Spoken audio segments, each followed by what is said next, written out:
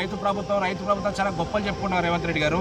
ఈ రాష్ట్రంలో రైతులు ఏం చేస్తున్నారు, రైతుల యొక్క కష్టాలు ఏంది, రైతులకు కావాల్సిన వసతులు ఏందనే ఆలోచన చేసినావా?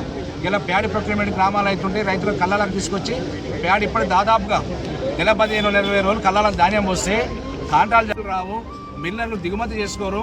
ఏమి జరుగుతున్న సోయి జిల్లా మంత్రి, సివిల్ సప్లై మంత్రికి ఉందా, ఈ ముఖ్యమంత్రికి ఉందా, ఈ ప్రభుత్వానికి ఉందా, ఎమ్మెల్యేల మంత్రులకు ఏమైనా ఉందా అని అడుగుతున్నాం. ఇలా మీరు పెద్ద పెద్ద మాటలు మీడియా ముందర మాట్లాడుకుంటూ రైతు రాజ్యం చేస్తా, ఎలక్షన్ వస్తున్నాయంటే పెన్షన్ రైతు బంధు చేస్తా, ఎక్కడ వేసిన రైతు బంధు 3 సార్లు ఎగనామం పెట్టినావు, రైతు బీమా ఎగనామం పెట్టినావు, కౌలు రైతులు ఎగనామం పెట్టినావు.